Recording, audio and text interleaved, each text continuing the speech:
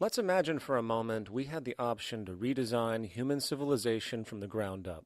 What if, hypothetically speaking, we discovered an exact replica of the planet Earth, and the only difference between this new planet and our current one is that human evolution had not occurred. It was an open palette. No countries, no cities, no pollution, no Republicans, just a pristine, open environment. So, what would we do? Well, first we need a goal, right? And it's safe to say that goal would be to survive. And not to just survive, but to do so in an optimized, healthy, prosperous way. Most people indeed desire to live, and they would prefer to do so without suffering. Therefore, the basis of this civilization needs to be as supportive and hence sustainable for human life as possible, taking into account the material needs of all the world's people while trying to remove anything that could hurt us in the long run. That goal of, say, maximum sustainability understood, the next question regards our method. What kind of approach do we take? Well, let's see. Last I checked, politics was the method of social operation on Earth. So what do the doctrines of the Republicans, liberals, conservatives, or socialists have to say about societal design? Not a damn thing. Okay, then what about religion? Surely the great creator had to have left some blueprint somewhere. No, nothing I can find. Okay then, so what's left? It appears something called science. Science is unique in that its methods demand not only that the ideas proposed be tested and replicated, but everything science comes up with is also inherently falsifiable. In other words, unlike religion and politics, science has no ego, and everything it suggests accepts the possibility of being proven wrong eventually. It holds on to nothing and evolves constantly. Well, that sounds natural enough to me. So then, based on the current state of scientific knowledge in the early 21st century, along with our goal of maximum sustainability for the human population, how do we begin the actual process of construction? Well, the first question to ask, what do we need to survive? The answer, of course, are planetary resources. Whether it is the water we drink, the energy we use, the raw materials we utilize to create tools and shelter, the planet hosts an inventory of resources, many of which are demanded for our survival. So, given that reality, it then becomes critical to figure out what we have and where it is. This means we need to conduct a survey. We simply locate and identify every physical resource on the planet we can, along with the amount available at each location, from the deposits of copper to the most potent locations for wind farms to produce energy, to the natural freshwater springs, to an assessment of the amount of fish in the ocean, to the most prime arable land for food cultivation, etc. But since we humans are going to be consuming these resources over time, we then realize that not only do we need to locate and identify, we also need to track. We need to make sure we don't run out of any of this stuff. That would be bad.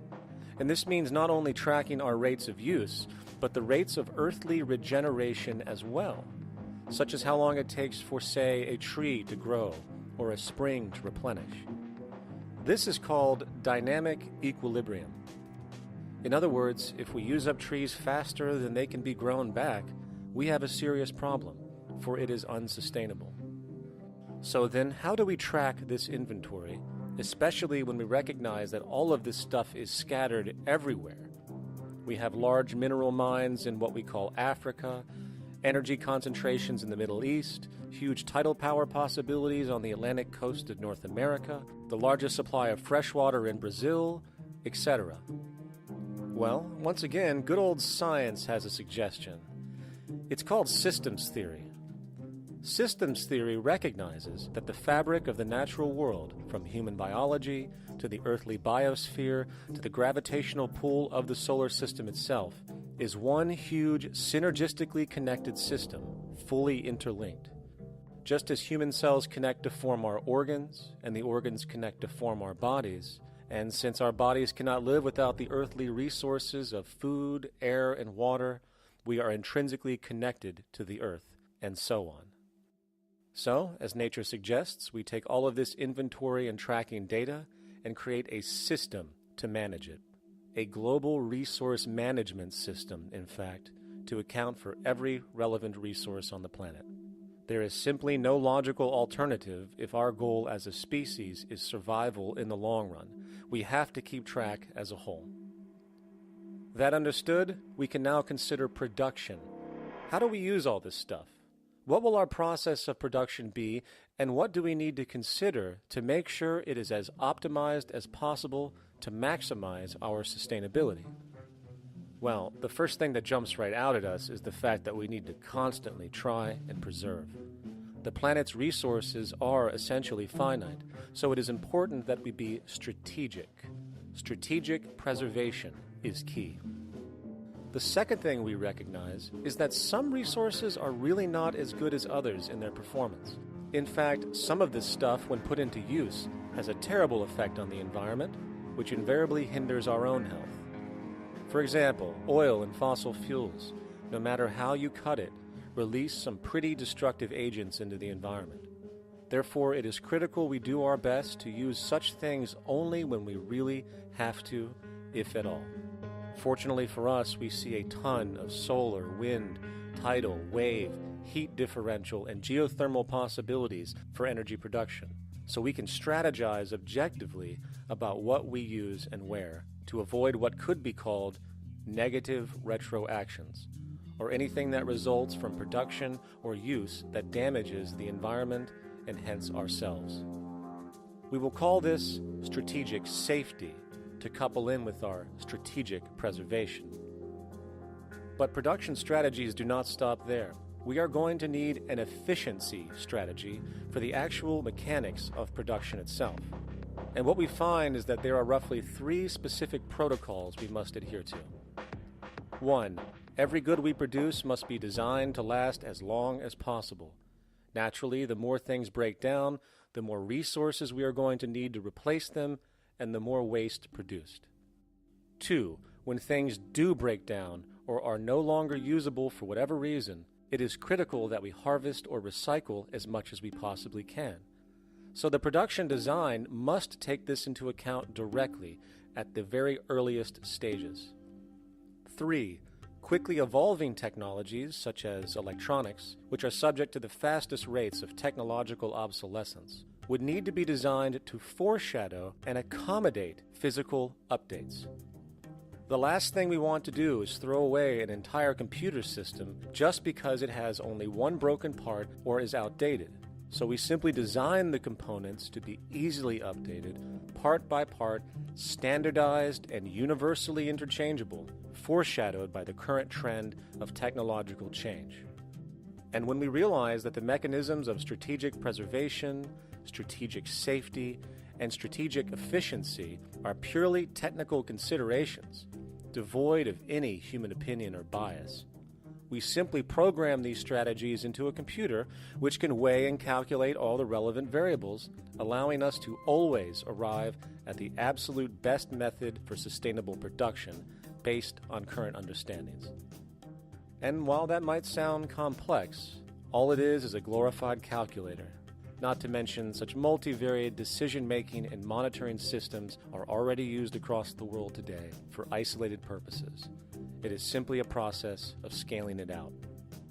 So, now we not only have our resource management system, but also a production management system, both of which are easily computer automated to maximize efficiency, preservation, and safety.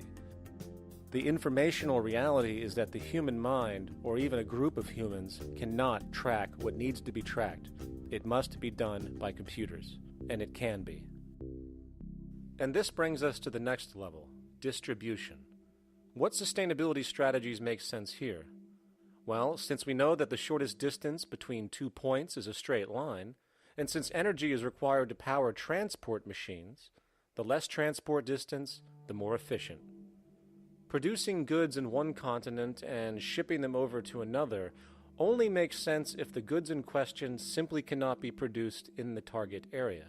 Otherwise, it is nothing but wasteful. We must localize production so distribution is simple, fast, and requires the least amount of energy. We'll call this the proximity strategy. which simply means we reduce the travel of goods as much as possible, whether raw materials or finished consumer products. Of course, it might also be important to know what goods we are transporting and why, and this falls under the category of demand. And demand is simply what people need to be healthy and to have a high quality of life. The spectrum of material human needs range from core life-supporting necessities, such as food, clean water, shelter, to social and recreational goods, which allow for relaxation and personal social enjoyment, both important factors in human and social health overall. So, very simply, we take another survey. People describe their needs. Demand is assessed, and production begins based on that demand. And since the level of demand of different goods will naturally fluctuate and change around different regions, we need to create a demand distribution tracking system, so to avoid overruns and shortages. Of course, this idea is old news. It is used in every major store chain today to make sure they keep up with their inventory. Only this time we are tracking on a global scale. But, wait a minute, we really can't fully understand demand if we don't account for the actual usage of the good itself. Is it logical and sustainable for every single human to, say, have one of everything made, regardless of their usage? No, that would be simply wasteful and inefficient. If a person has a need for a good, but that need is only for, say, 45 minutes a day on average, it would be much more efficient if that good was made available to them and to others when needed. Many forget that it isn't the good that they want, it is the purpose of that good. When we realize that the good itself is only as important as its utility, we see that external restriction, or what we might call today ownership, is extremely wasteful and environmentally illogical in a fundamental economic sense. So, we need to devise a strategy called strategic access. This will be the foundation of our demand distribution tracking system, which makes sure we can meet the demand of the population's needs for access of whatever they need when they need it. And as far as physically obtaining the goods, centralized and regional access centers all make sense for the most part, placed in close proximity to the population, and a person would simply come in, take the item, use it, and when finished, return it when it is no longer needed. Sort of how a library works today. In fact, these centers could not only exist in the community in the way we see local stores today, but specialized access centers would exist in specific areas where often certain goods are utilized, saving more energy with less repeat transport.